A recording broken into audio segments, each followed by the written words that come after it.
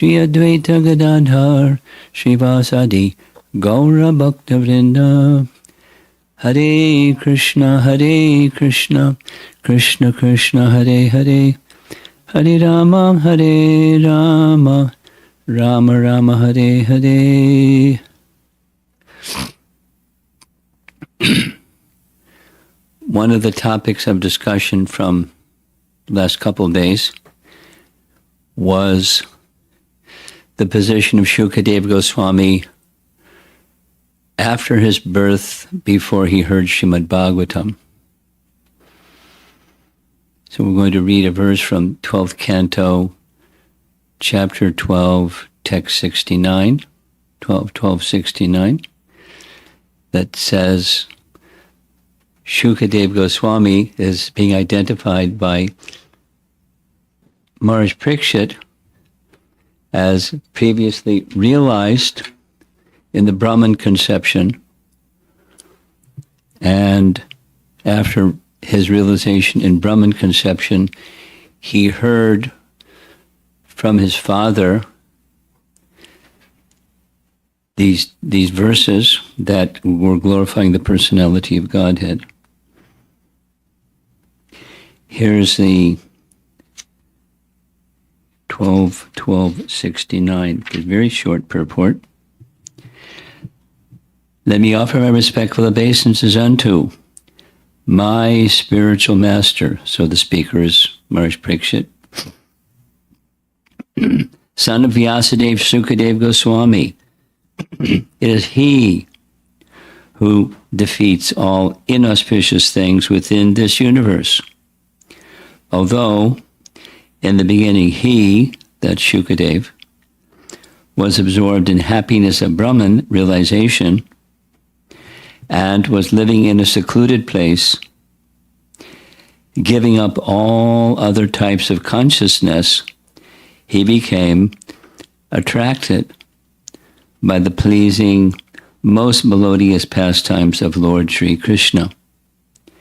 He, that's Shukadeva Goswami, therefore mercifully spoke this supreme Purana, Srimad Bhagavatam, which is the bright light of the absolute truth and which describes the activities of the Lord. So the bright light of the absolute truth is very similar metaphor to a verse way back in Canto 1, Chapter 3, where the Srimad Bhagavatam is similarly compared to light within this dark age of Kali. So within the dark age of Kali, there's one good thing. The one good thing is this Srimad Bhagavatam. And this Srimad Bhagavatam has the effect of bringing light into a place of darkness, or bringing transcendental knowledge of the absolute truth into Kali Yuga in a way that's readily understandable and very attractive. So it's very attractive means it's very easy for persons without qualification to become attracted to the absolute truth. The absolute truth as a person. Absolute truth as a person implies, just as from the absolute truth there's person, similarly within the absolute truth there's person, or from the source of everything comes everything. And since there's person, then comes this distinction between, wait a minute, if there's person, that means contamination. So there must be the absolute truth is without form, without qualities, without personality, without activities. And scriptural evidence is presented to support that particular view, the impersonal view. He has no form, he has no qualities. So the personalist asserts, yes, he does have form, yes, he does have qualities, yes, he does have activities, yes, he does have a name, and those name, form, qualities, etc. are not material.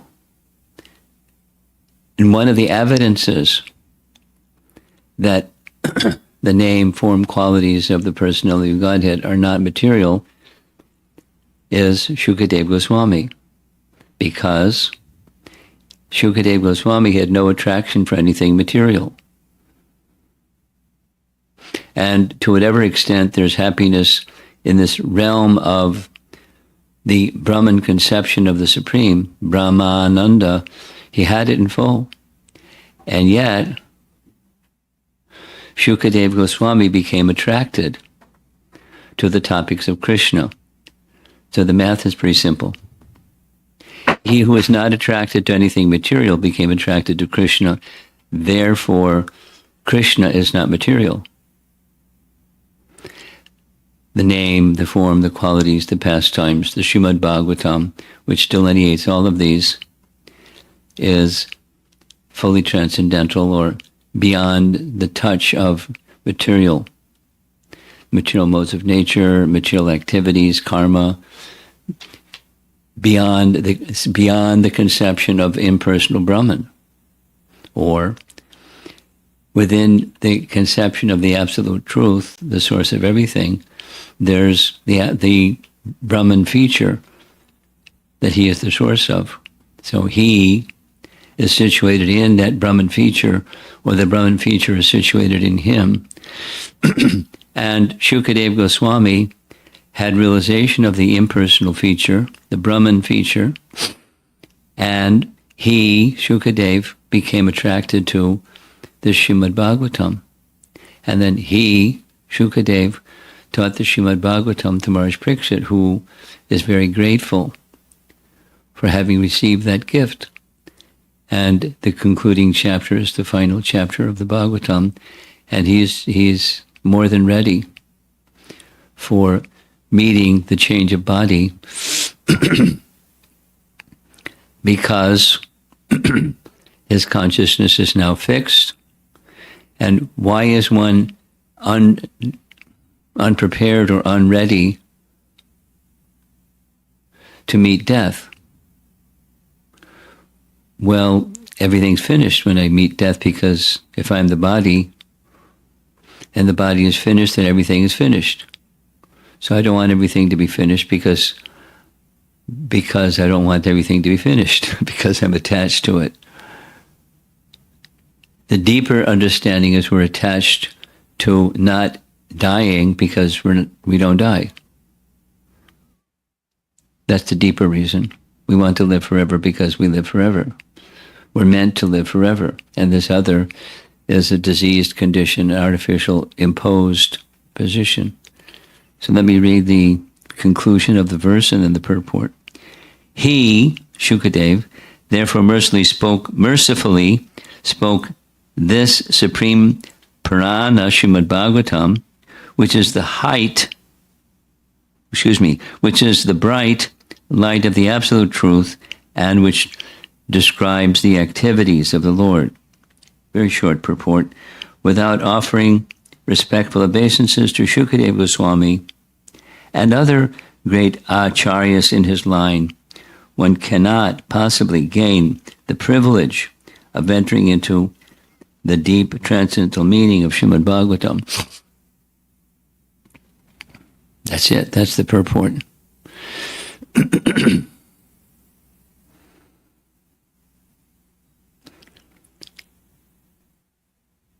There are many lessons within every verse of the Bhagavatam, according to our acharyas, every word of the Bhagavatam, every phrase in the Bhagavatam, and every verse of the Bhagavatam. There are volumes of meaning.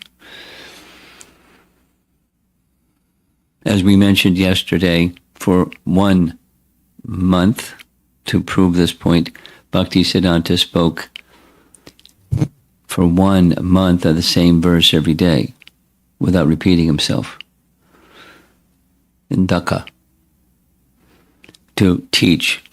Within each verse of the Bhagavatam, there's volumes of meaning. Now, he picked a nice one. He picked 111 Bhagavatam and spoke for a month, the same verse.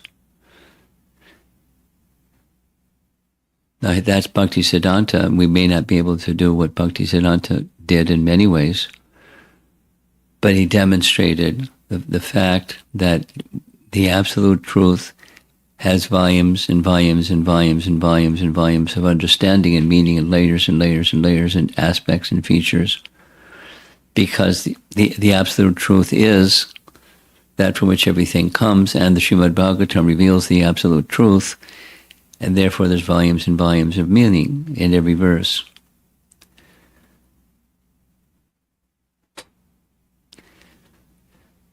Now, how to enter into that? That's a good question. That's what the short purport is indicating. It's by descending mercy. Two things are required. Very simple. Effort and mercy. And effort without mercy doesn't bear fruit. And mercy, where there's no effort, doesn't bear fruit, or is less likely to bear fruit. So mercy is the essence, but effort is also essential, not optional.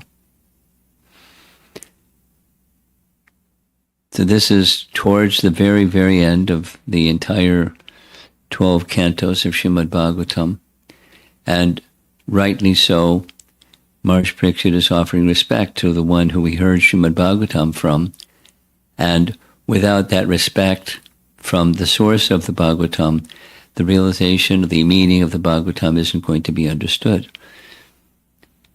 Are there commentators that have approached the Srimad Bhagavatam without that credential, without having heard from a very elevated, qualified person in disciplic succession, but they like the Bhagavatam and so they comment on the Bhagavatam because they know Sanskrit and whatever other languages they may know besides Sanskrit? And the answer is yes. There are translators and commentators that are not in disciplic succession, and they're very attracted to the Bhagavatam.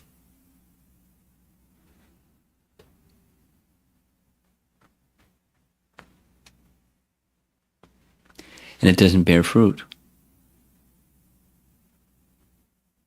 Not the same fruit as having heard in disciplic succession. So you can't, simple points, you can't give something that you don't have. That which you have, you're free to give because you have. And if you're charitable, you like to give what you have. Because where did it come from? It came from the source of everything.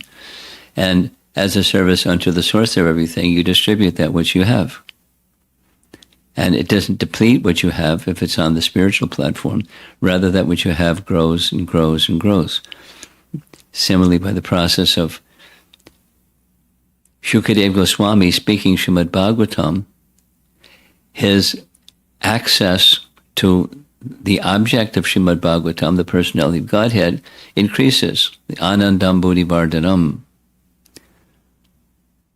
Now, if an ocean increases, there's a problem for people that live by the coast, at least. So commonly, the ocean doesn't increase. It comes by tides, it comes and it goes, but the ocean doesn't increase. And there's a simple arrangement. The rivers are sending water into the ocean, and water, the sun evaporates the ocean water, goes into the sky in the form of vapor, into clouds, and pours rain down on the land, and it goes down into the rivers, back into the ocean. So the cycle is there. So the total quantity of water doesn't change. Where the water is in the sky, coming down as rain, coming down as rivers, and back again to the ocean, again evaporated. The quantity of water doesn't change, so it's not that the regular ocean will increase. Now, there are predictions. It will. Scientists, they got to say something. So the coastal lands, they're predicting, will be flooded in X number of years. So there's different theories. And that may happen. some coastal areas may get flooded. But it's not that the totality of water has increased, and that's evidence that it's increased because the coastal lands become flooded. There can be multiple reasons without going into what they might be. Oceans don't increase, but the ocean of Ananda increases because there's no boundary. There's no limit. And the Anandam Buddhi Vardhanam, Ananda Ambodhi Vardhanam. Vardhanam means expands or increases. Vardhanam.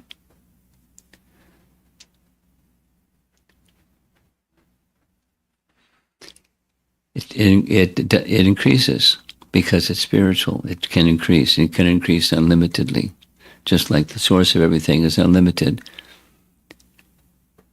The ocean of Ananda or Ananda Ambodhi can increase and does increase by the process of bhakti. And so that's where the mercy factor comes. If one is very fortunate to having received the mercy of devotional service as Maharaj Parikshit received. He's specifically identifying Shukadeva Goswami as his guru. Let's see what the Sanskrit says.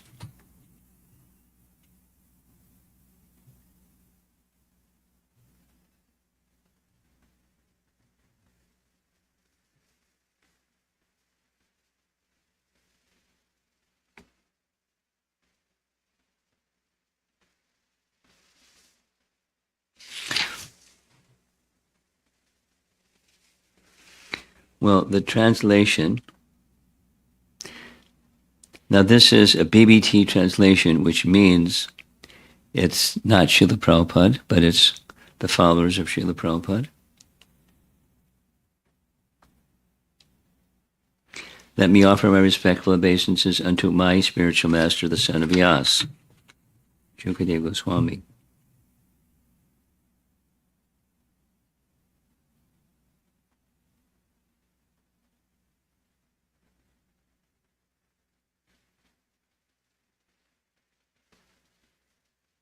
I'm scanning through the Sanskrit. I don't see the word or the translation that says spiritual master. Certainly says the son of Vyas.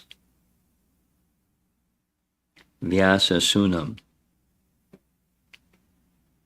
Akila Vrijana Granan.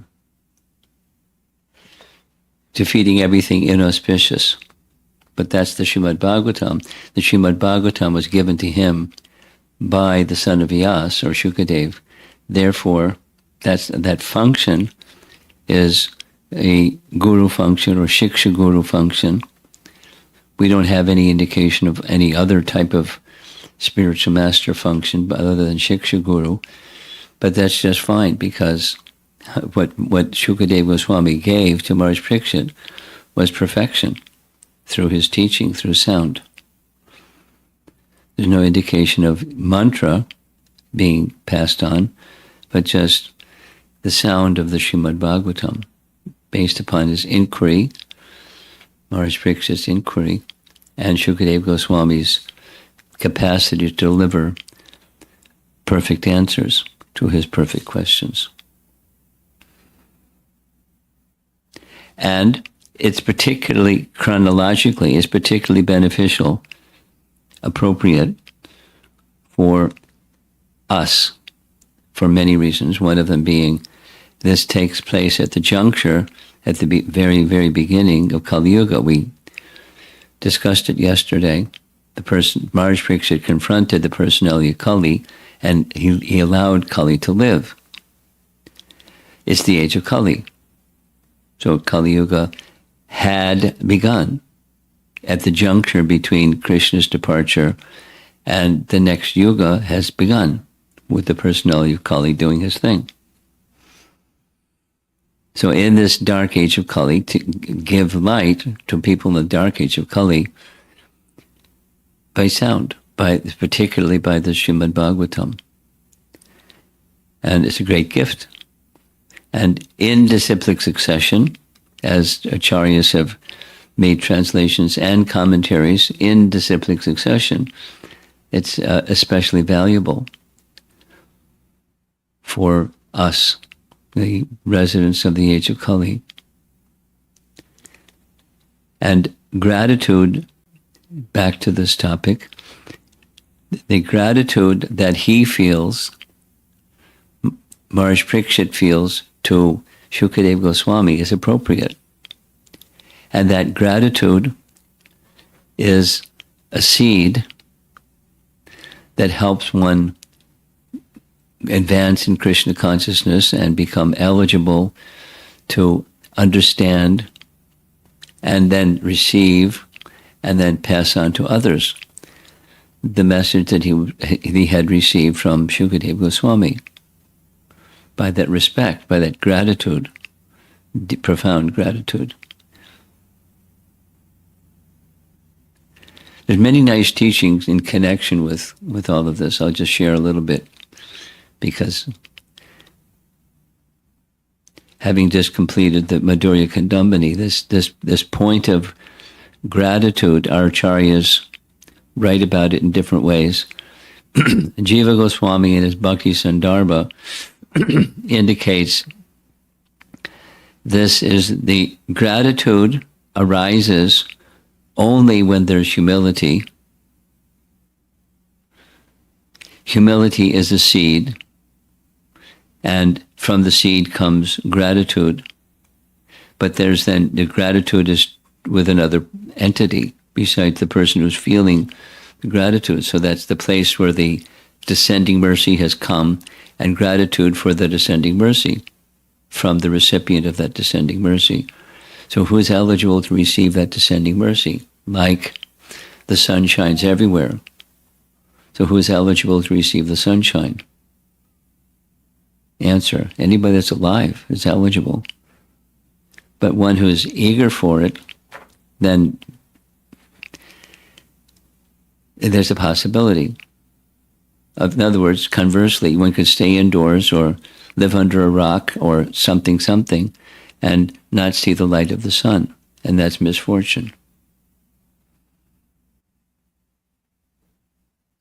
And good fortune is when there's an inclination to see the light of the sun, and one takes advantage of the opportunity provided, and one goes out into the sun, one can feel and receive the sunlight and the benefits that come from sunlight. Similarly, humility, this is back to the philosophy point, humility is a seed that enables one to look up to someone or something and see that someone or something as a source of lifting me out of my condition, and then feeling gratitude that I'm being lifted, or the opportunity has been provided for me to be lifted from my circumstance. So that humility is there in Maharaj Parikshit, the gratitude is there in Maharaj Parikshit, and the object of his gratitude is Shukadeva Goswami. He very clearly understands Shukadeva Goswami's connection with his father and with the absolute truth and with Krishna. But the immediate link, the medium through which the mercy of Krishna comes is through the representative of Krishna. And Krishna gives his, say it the other way, Krishna gives his mercy through others that represent him nicely.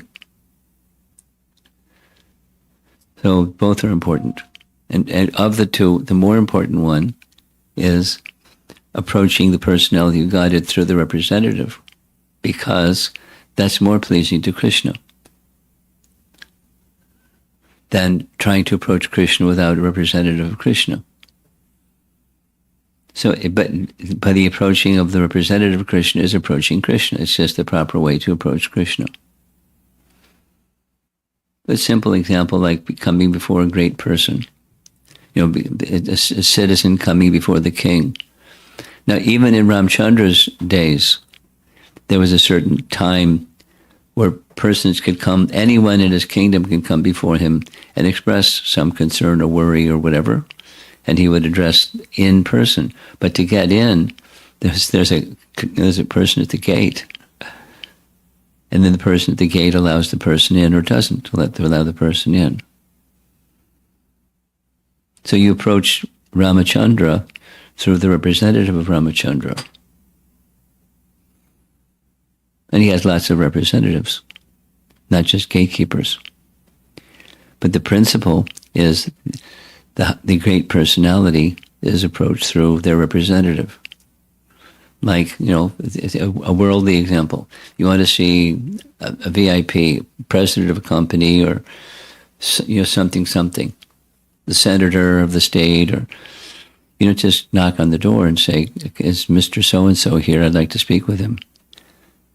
You make an appointment. You have what's your credential, what's the topic, and there's screening through the agency of the one who, the superlative person. There's representatives.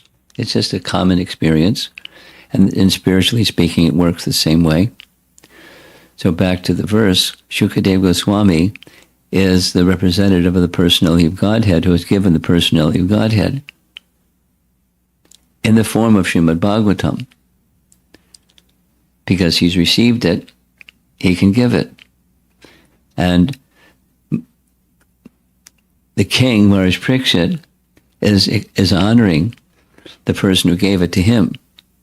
Because by honor, that sense of humility leading to gratitude, leading to offering words of appreciation and words of gratitude, then Maharaj Parikshit is demonstrating his having the credential to receive the mercy of what Shukadeva Goswami has given.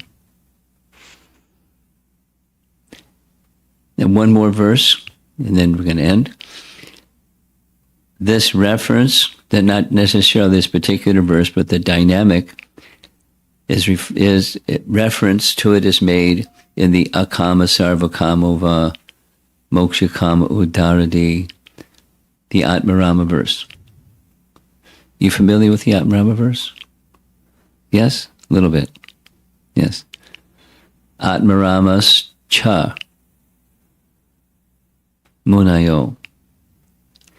The Atmarama, who has no affinity for material, because they take pleasure, they have spiritual happiness, and with that spiritual happiness, they have no material attraction. So, akama, or the materialist, sarvakama, or the one who's wanting freedom from material existence, mokshakama,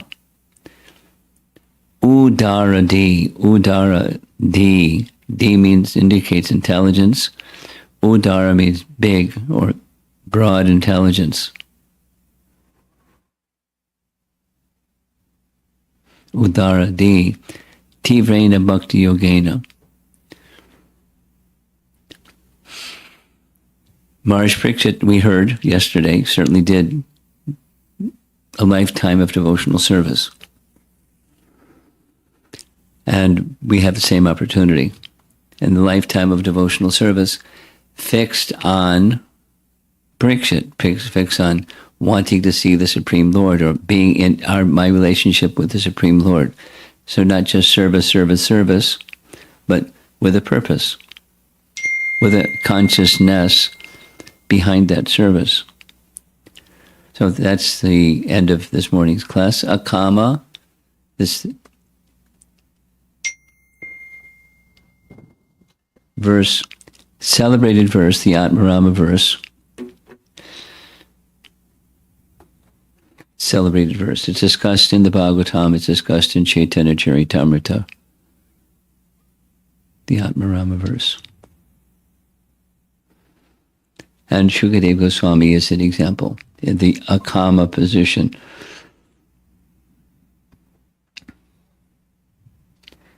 Any discussion?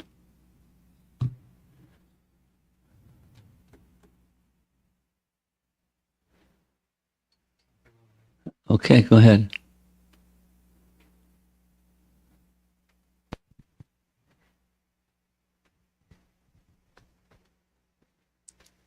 This is from Radhakund Mataji.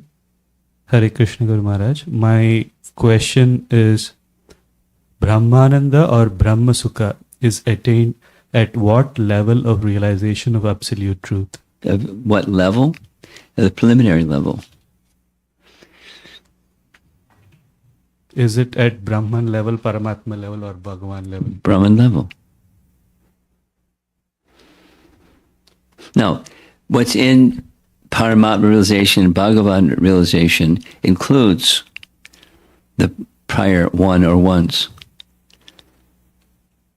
But just simply Brahmasukh or Brahmananda refers explicitly to realization of the Brahman feature. I'll say it again. And that Ananda or Sukh is a subset of Paramatma realization or Bhagavan realization. It's not like when loses it or you leave it behind. It's just a subset. Next. Anything else? Mataji just had a similar comment. My understanding is Brahmananda is attained at the level of Brahman realization, and the Ananda. Okay, so she's repeating. Yeah. Fine. Anything else?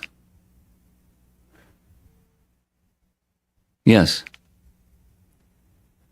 Maharaj, sometimes maybe I don't fully understand humility, but it feels that I'm not able to assertively push back or say no to some things in the name of being humble,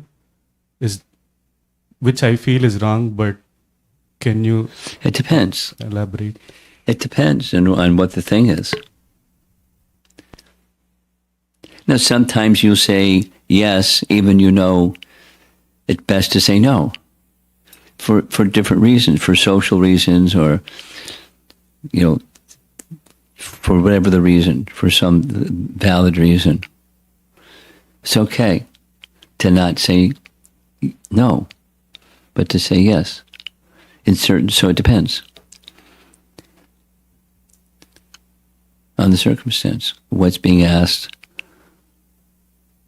There's a nice saying, if you have a strong yes to something, it then becomes easy to say no to something that's contrary to the strong yes. But if the yes is not really strong to that which is of the higher purpose, then when the one is in this wavering position, like a leaf in the wind, it just flutters.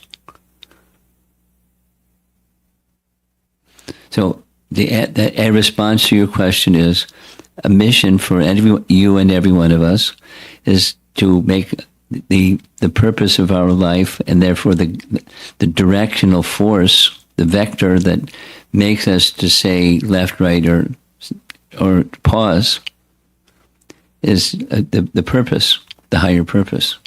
So you say yes to who you really are, and then you can say no more easily. But even in those circumstances, you may say yes, depending. You may say no, even if somebody doesn't like it. Depends. Go ahead. You want to say more? And in the case when we say no, is it not being humble? It depends. One can say no in a very humble way. One can say no in a not humble way. Or mood, the sankalpa. So it all rests upon, the answer to this topic is the intention of pleasing Krishna. When you have the intention of pleasing Krishna, that's bhakti. That's our teaching. Anukulyena Krishna Anushilanam. The intention that Krishna should be pleased. And when that's the intention, then you're accepting some things, rejecting some other things. and reject some of the things, then you can say no very politely. And then sometimes people hear that no politely and think, oh, they don't really mean it. So then they pursue and they pursue and they pursue. There may be other reasons why. They just, they got beans in their ears and they can't hear. So then sometimes one has to be a little more assertive, to say no a little more firmly than just politely. So it depends. It depends on you and the circumstance and the other person and what's being asked of you. It's not, from my experience, it's not easy to say no. Being service-minded. It's like, a knee jerk. You tap your knee and the reflex, the leg goes out. Just say yes. Service. Thank you. But it's not always appropriate for different reasons. And one of those big reasons is, you got a strong yes over here. With a smile, you have to say no because your capacity is what it is. Just like yesterday, she was asking me to eat more. And had to say, no thank you, in a nice way. But I'm used to saying no, thank you to different persons that would like to see me do something that just don't have the capacity to do. I can't be in multiple places at the same time. That's one thing I can't do.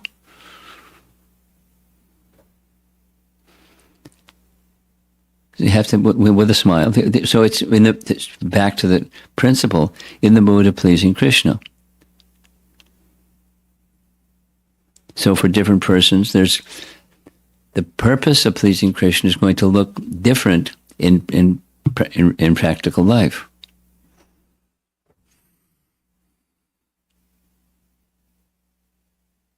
So you have your lifestyle, and you have to understand, have clarity what's really important to you. Say a big yes to it, or to yet not necessarily it, but a series of things. What's really important to you. And then then there's sand. There's the big rock. There's some particles of sand, but at a certain point you have to say, no more sand, thank you.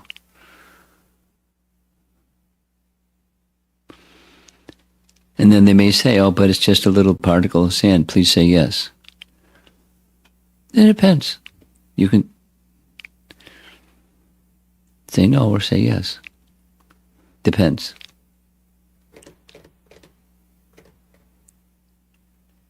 And can be, Krishna conscious or not Krishna conscious. No. No, you have something further. That's really helpful, Maharaj. Thank you. How to navigate or negotiate circumstances like that, it's delicate. To do in such a way people aren't hurt, but you're being true to yourself at the same time, and true to your relationship with Krishna at the same time. So it takes maturity and wisdom and strength and all those nice things. Anything else? Srila Prabhupada ki Jai.